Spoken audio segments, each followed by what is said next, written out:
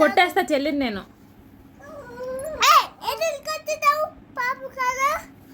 పాప మా చెల్లి పర్లేదేమి కొట్టేస్తాను నేను. అయినా సారీ చెప్పాలా? నేను ఇంకా కొట్టలేదు చెల్లిని, ఇప్పుడు కొడతా.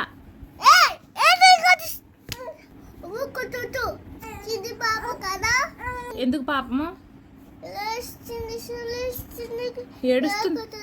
ఏడుస్తుంది, పడుకోవట్లేదు, అందుకే కొట్టేస్తా.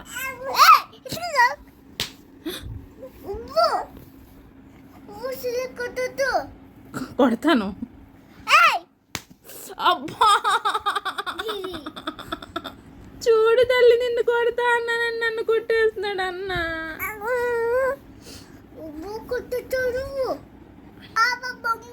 ఏం బొమ్మ ఇవ్వాలి పాపకి?